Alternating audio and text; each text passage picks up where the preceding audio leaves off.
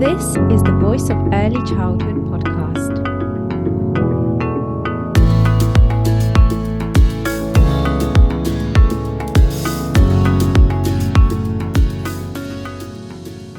This episode is sponsored by Funding Loop. Funding Loop automates the process for nurseries of collecting funding forms from parents and typing that information into council portals. To find out more about Funding Loop, visit their website. You'll find the link in this episode description. A big hello to the Voice of Early Childhood community. I'm the founder, Delyth Linacre, and I have a very special announcement for you all. Our 2026 conference page is all launched and ready for you. We have launched the tickets early to give everyone plenty of time to plan and book. So our conference is on the 7th of March 2026 in Nottingham. We listened to your feedback and we have the speakers back again that you are blown away by and wanted to hear more from. We have Matt Baller returning and sharing his insightful work and practice around promoting children's mental health. And of course, Olivia Corbin-Phillip coming back again, this time bringing books to life. We also have our long-awaited guest, Cheryl Warren, joining us to discuss her area of expertise on neurodiversity.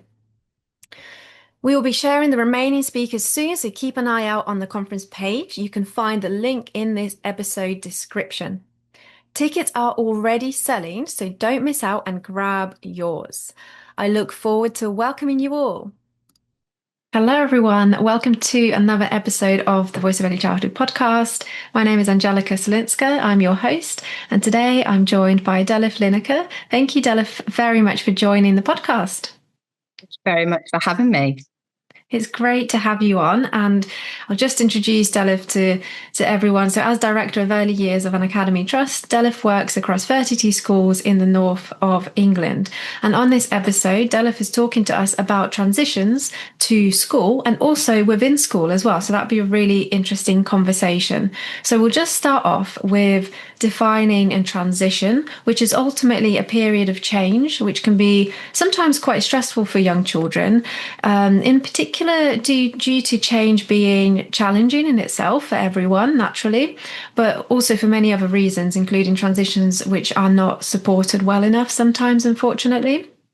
So, of course, children undergo so many transitions in the early years of their lives, from developmental transitions such as learning to walk and use the toilet, daily transitions such as separating from their caregiver to attend an early years setting, for example, to more significant life transitions such as new siblings, bereavement, or moving home, for example. Well, as I mentioned, today we're talking about mainly the transition to reception and also Key Stage 1 as well. So, Delyth, across the schools in your trust, what do transitions look like? Or maybe even the right word as well is, what do they feel like for the children? And in your article, I really love that you particularly mention a process approach. And what does this mean? As you say, Angelica, transitions are a really significant milestones for children in their learning journey. And it doesn't matter what stage it's at, whether it's from home into nursery or nursery into reception, or like you say, reception into Key Stage 1.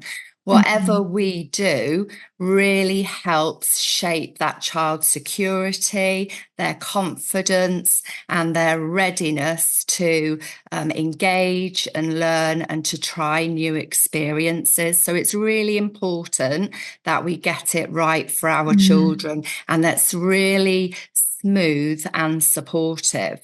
And as a trust, we've been really looking at what that transition looks like as a process. And what we found in some of our schools, that traditionally, some of our schools very much had transition more as an event or events, a series of events at the end of the summer term. And we wanted to move away from that a little bit, so that it was more gradual and something that took place over time, and that gradual approach really supports children with their emotional well-being and helps to eliminate some of that anxiety around starting.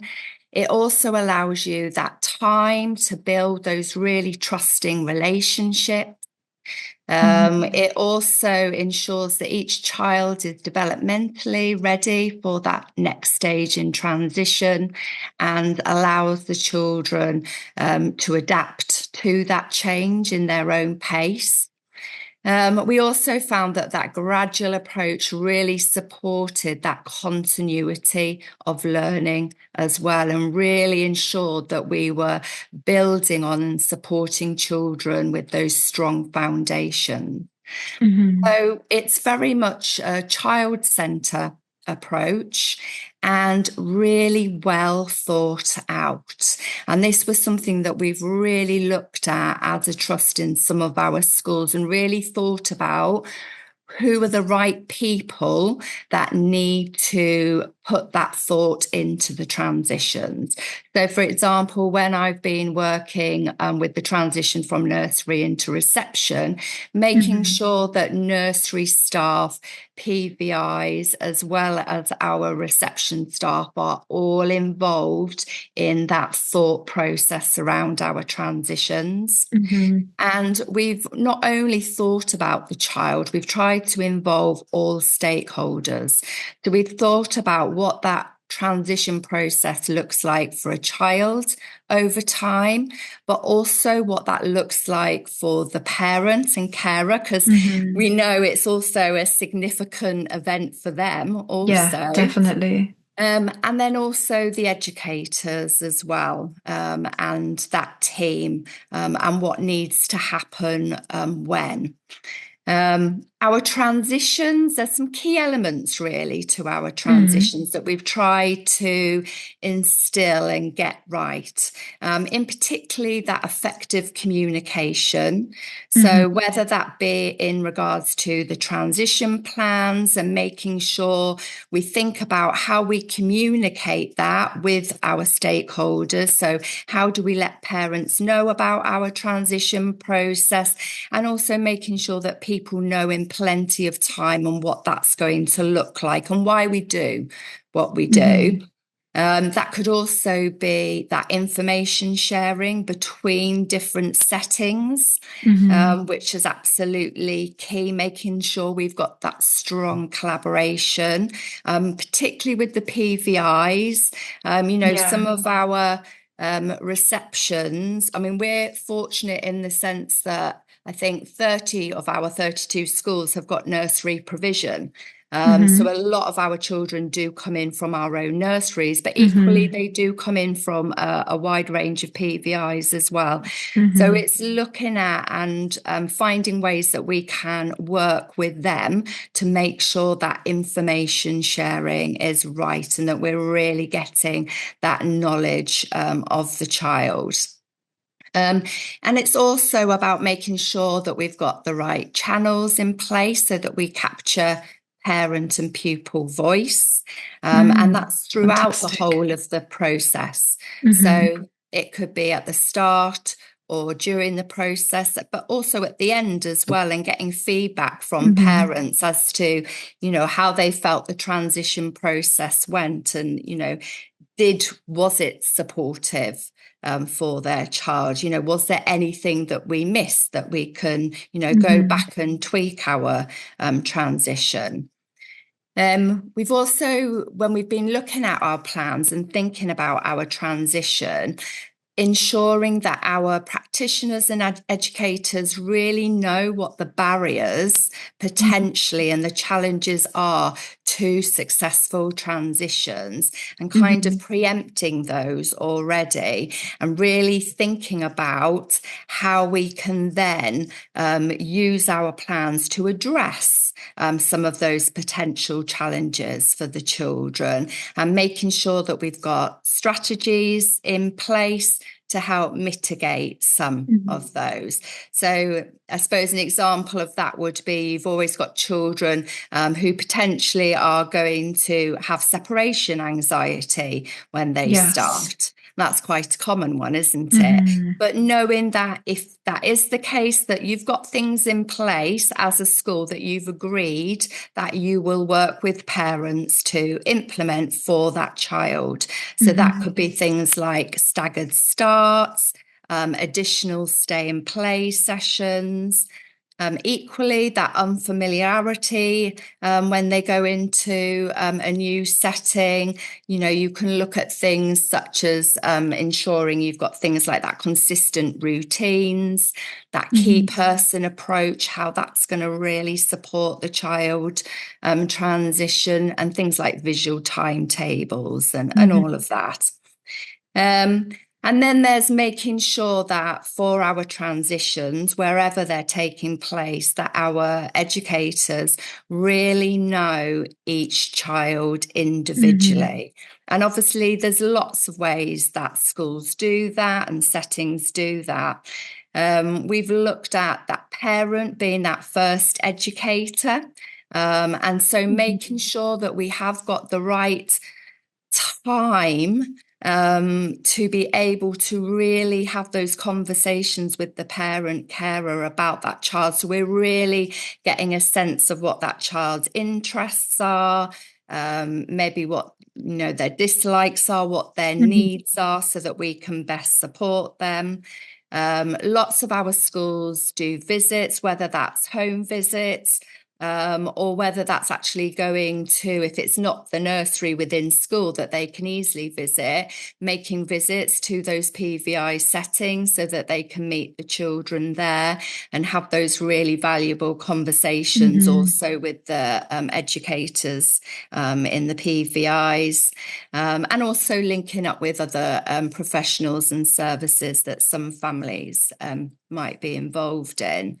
But it's a kind of two-way situation, isn't it? You want to get to know the child, each child, Of as and course. before they transition.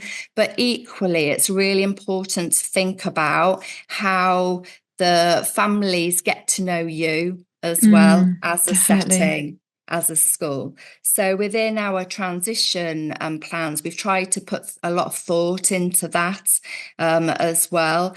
Again, we're quite lucky, and we've got 17 of our academies now have 2-year-old provision as well. So we do get our children quite early on and have them for a good length of time to really be able to support and manage those transitions. But for some of our schools that don't, they put things in place like baby and toddler sessions, so that parents and young children can become familiar with the setting and the school much earlier on than they're necessarily going to start. But again, that's something that can be built up over time. And there's lots of things, aren't there, like stay and plays, open evenings, transition meetings, making sure that parents get to meet the practitioner, particularly who their child's key person is going to be, and also really thinking about how do we communicate what that key person role is with parents, so that they have and understand what that role is, because that's going to benefit them and their Definitely. child when they start. Some of our schools send out photographs of staff to build up the familiarity. And we've also been looking at our websites and making sure that we've got the right information on our websites for parents, so they can really get to know Yeah. us and our setting. Our transition plans really ensure that children have that familiarity and that consistency within them, so that we're really able to build upon what the children already know and can do. And there's always going to be changes and differences, with any transition, but we've really tried to focus on what will be the same, and what needs to be the same, even if it's for a very short time at that sort of transitional period. But looking at things like routines, you've got that play-based curriculum, and also things like your expectations around behaviour. So there are things that can be the same, and you could argue it should be the same, to really support those children with those transitions. I'd also say that our transitions, although we have our plans in place, that they're also flexible. Yeah, that's And important. it is, and having that room to really personalize children's support. We know that every child is unique. They'll all come in developmentally at different stages for different things. And although you've got that plan, we need to be able to make adaptations so that we're meeting the needs of the children and really supporting them with that smooth transition. And then finally, I would say our transitions provide that emotional support and that social development. So, like I say, that key person approach is really key. But we've also got put other things in place. So, for our reception into Key Stage 1, we've introduced things like peer buddies, so Oh, that fantastic. a year one child will pair up and pair up with a reception child. So when they do transition, and there'll be work that will go on over the transition period to support that relationship. But then it means when the child moves into school, into year one, their peer buddy is in year two. And so they're in Key Stage 1 together, and that support and relationship can continue. And then finally, I think it's just about recognizing and identifying those early interventions. So again, that links in with those conversations with parents and carers that are really key. They know their child best, but really identifying if there's any additional support or need required that's really going to support with that child's transition and future learning. Yeah, that's so vital. And it just sounds like you've got a really robust and really considered transition plan in place, or different transition plans. And what I've kind of been taking a few notes as well as you've been talking, and I feel like some of the key points really is really mainly about knowing the child. And as you mentioned there as well, each child is unique. So it's important to know and understand the child and family.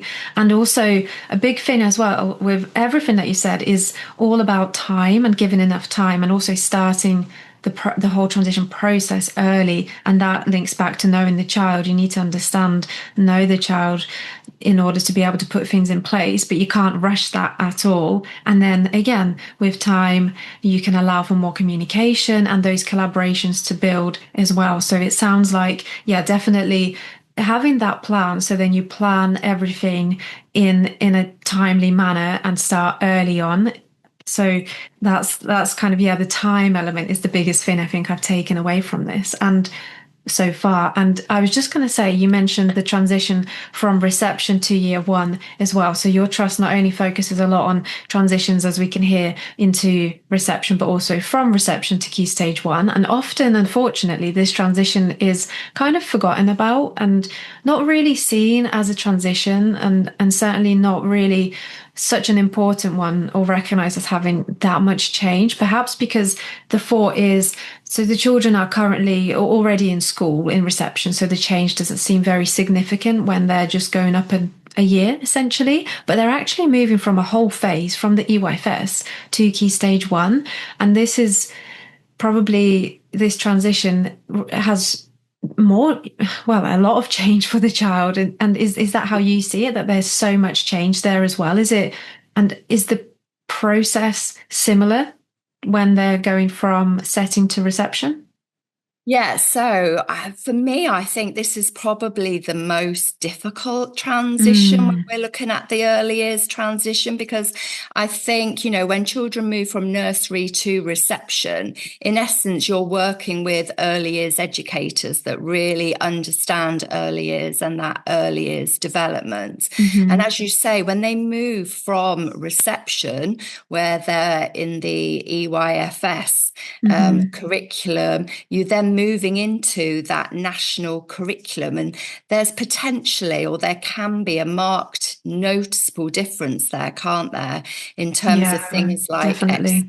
expectations, routines, Hmm. teaching approaches. You're moving from that very more play-based to that more structured, often, and formal teaching. So there definitely needs to be, I think, a more thoughtful Hmm. approach. And it's just really essential to ensure that children, when they move into year one, continue to firstly thrive emotionally in that new learning environment, but also academically as well, and to be Hmm. able to build on what they've learnt in the EYFS, Hmm. and develop those strong foundations in year one, which we know that they need, all that fluency around reading and writing, and number.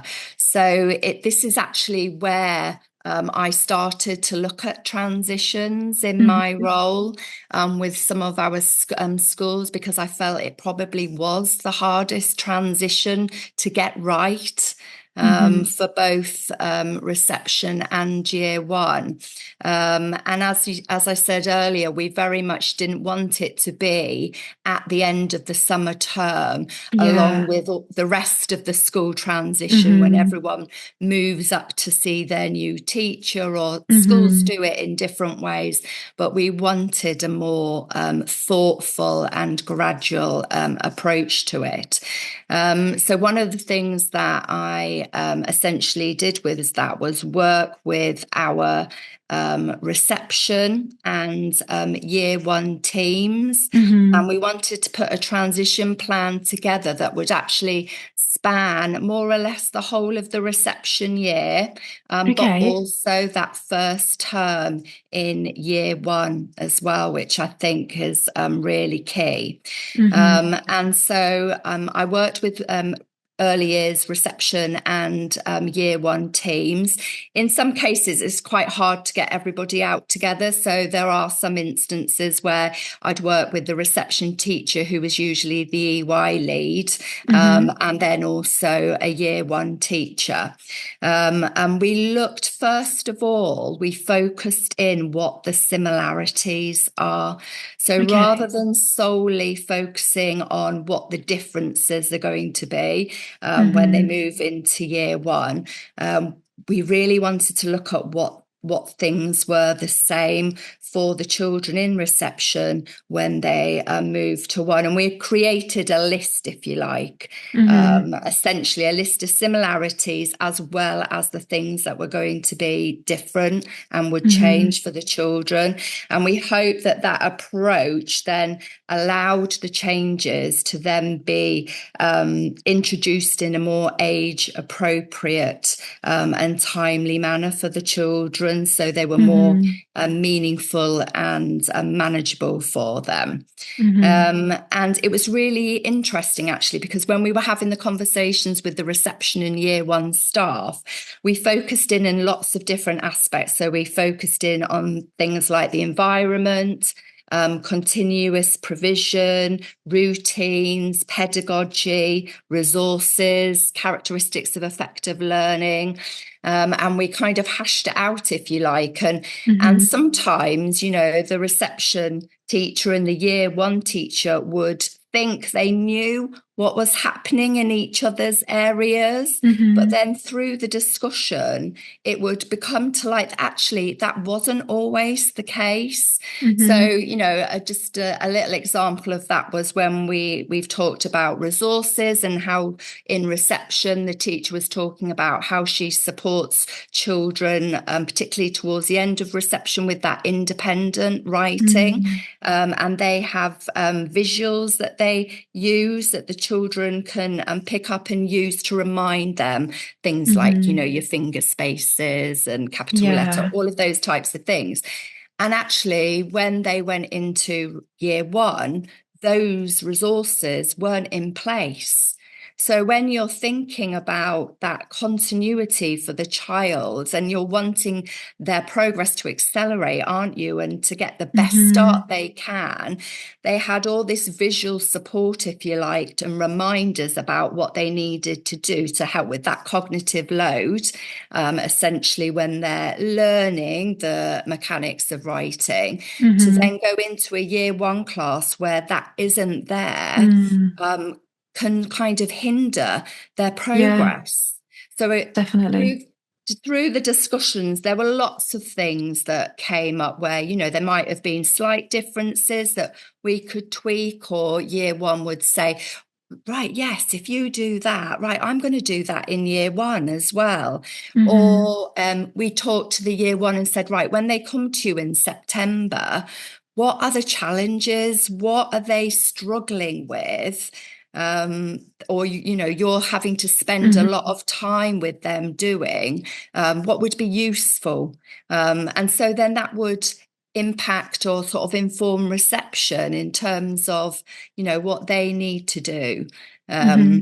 to help the children. There's all those conversations, aren't there, around should we be getting children ready for year one, or Yes. should year one be ready for Hmm. reception? And I suppose I like to think that actually how we've looked at the process and working with the two teams together, it's actual equal responsibility there. And Hmm. it's about everybody in reception and year one and going into year two, really understanding and knowing that journey for the child and what it Hmm. looks like. So we had all these similarities and differences. And Hmm. then we used that to then put our strategy together and our plan. And as I said before, we mapped that out across the reception year and into year one. And we did it for the child, but then we also looked at what we were doing for the parents and family over that Hmm. time, and Yeah. then what we were doing for the educators. And that included both the reception team and that year one, if not sometimes the key stage one team.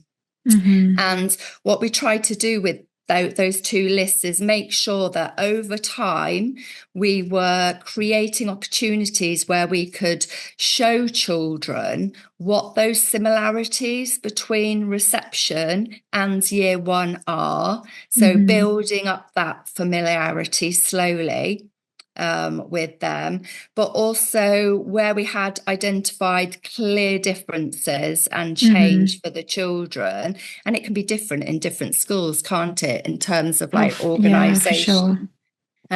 But then actually making sure within our plans that we were addressing those changes for the child and Hmm. giving them, thinking about when we were going to introduce that change to the child, and were there ways that we could do that gradually as well. So again, Hmm. it's not all sudden and change when they go into the reception, the year one class, sorry, in Hmm. at the start of September. Hmm. So that sort of all that discussion around Hmm. those similarities and differences really informed our plans, if you like. And I Hmm. think over time, it's really strengthened the sort of knowledge of our early years teams and our key stage one teams. Really built up that consistency and that continuity between sort of approaches in reception and year one. We do have some of our schools use continuous provision in year one. Not all of them do. We don't have a trust kind of line, if you like. Hmm. It very much depends on the academy. But we do see a lot of benefits and work with year one practitioners and staff as well, to support their knowledge if they are using continuous provision, Hmm. and what that might look like in Hmm. year one. And That's also it's really no, go on. supported in terms of like year one, staff really knowing and understanding all the information that reception pass up as well around, Hmm. what a good level of development is, and Yeah. how they can support children. So if you've got children that haven't met the early learning goals, or Hmm. particularly if they haven't met the prime areas going into year one, really looking at how you can support children with Hmm. those as well. Yeah, it sounds like when you were talking about, so some schools do this, some schools do that, you were saying, continuous provision, etc. Sounds like you're talking about the fact that each school is also unique and not just, every child is unique. So it's really great that you see the schools like that too. And also that what you were just saying there at the end, that collaboration, understanding each other's work and kind of like ultimately speaking the same language and getting on the same lines there. That's really fantastic because I think that's where a lot of struggle comes, that early years use different language to everyone else. When we talk about play, we never used to use the word curriculum until it came in a few years ago. The good level of development, all these things that you mentioned there.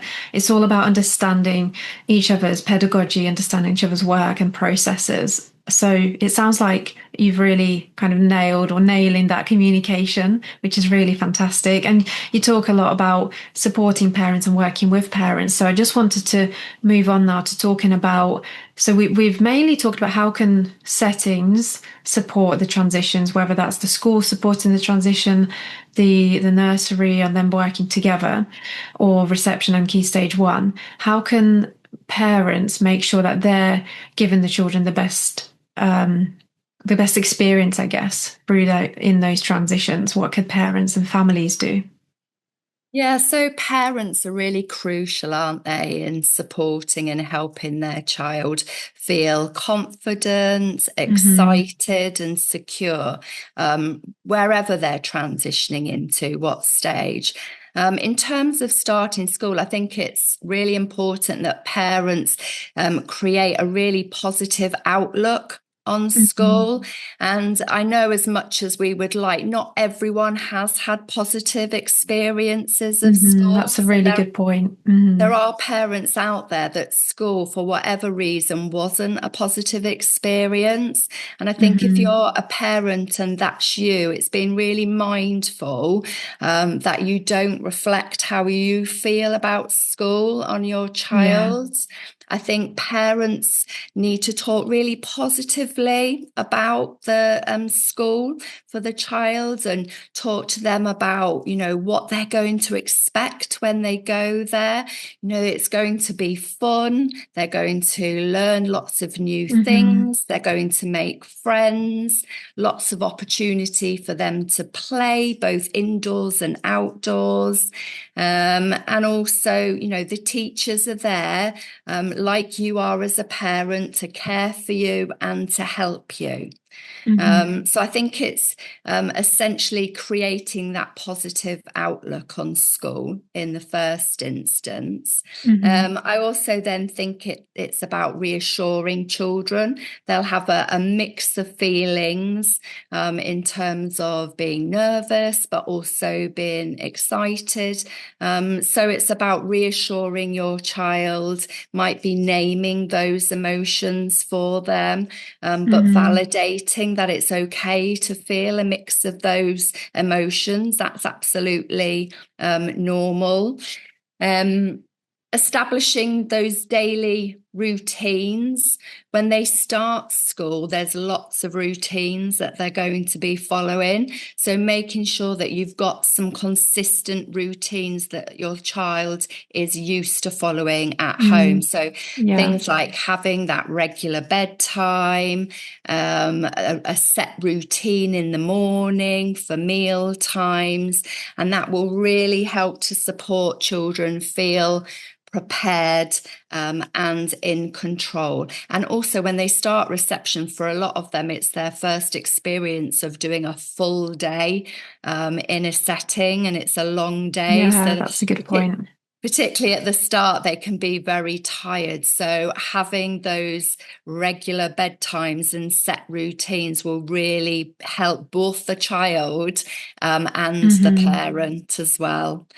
Encourage independence. So when they go into the reception class, there will be more opportunity and emphasis on them being more independent. They're going to have to be able to perhaps get themselves changed for PE, or organising and managing their own kind of belongings, like their coat and maybe a school book bag or their water bottle. So anything that parents can do to kind of encourage and support children with some of that independence at Hmm. home will be really useful. So things like, encouraging them to get dressed themselves and Hmm. undress, packing their school bag or packing a bag to go somewhere, using the toilet. Yeah. All of those independent skills will really help build children's confidence and that self-reliance that they'll need. Hmm. And then also building that familiarity. So that can really ease children's anxiety. So Hmm. it might be, if they're going to be walking to school, that you do that walk, maybe more than once, but you take that walk Hmm. together, even if it's just to look at the school grounds and the Yeah. building from outside. So children become familiar with that. Equally, if you are driving, you can make that drive. Hmm. Hopefully parents take advantage of any transition opportunities that the school does Hmm. offer to go into, whether that's for stay and play sessions or transition meetings. Sharing books. There's lots of books out there around starting school, equally for starting nursery, that you can use, use to talk Hmm. to with children about what they can expect when they go Yeah. into school. And again, that links in with how they're feeling and what's Hmm. normal to feel. And then even things like setting up play dates. So if you know of any other children in your area close by that are also going to be starting the reception class at the same time, maybe seeing if there can be a play day organised over the summer holidays. So actually those social interactions and those Hmm. relationships have already started. Mm. And then there's also now the new starting reception website for Yes. Hmm. parents as well. Yeah, that's really, really useful. I've seen that in your article, and it looks like it really offers a lot of kind of practical advice, and it's very much expert-backed guidance, and it's tailored specifically for parents, as you say. So it talks about things like building independence and healthy routines, like what you were saying there, and it provides that kind of clear advice and helpful resources for children going into reception in particular, in so that they can really parents and families can have that confidence. So if your child is in nursery or a childminder or at home, the resource is really designed to empower parents and carers with those simple everyday strategies. So we've put that link in Delyth's article there, so you can find that in this episode description. And Delyth, you also mentioned their books as well to support children's transitions to school. And I know that you've created a bit of a PDF guidance document that you're going to be sharing with everyone as well. Yeah, it's just got some really good recommendations, as you say, for whether children are Hmm. starting nursery or starting school. If Hmm. you're wanting to get some books to support your child with that transition and share, there's just some really good recommendations on there. Yeah, that's fantastic. So thank you very much for sharing that. And I know you are also kindly sharing with us all another PDF guide that you created and you use across the trust for educators as well to support with transitions, which really talks about the kind of things that you discussed now as well. But it's great to have it in a kind of a guidance document. I feel like a lot of educators really like having something tangible there to kind of look through and remember and reflect on as well. Yeah, and what that PDF also does give you that maybe I haven't talked about as much here is some actual examples as well Hmm. of the types of activities and things that Mm, you can put in place to support that reception to year one transition. fantastic. That's really useful. So, thank you very much, Della, for sharing your brilliant work and the work of the trust. It's really been great to hear like all of your the plans in place and reflections that you're constantly undergoing, and lots of practical tips and advice as well from today. I think equal amounts of kind of deeper reflection and then practical key takeaways. So yeah, it's been really great to have you sharing your voice on the podcast. So thank you very much. No, thank you again, Angelica.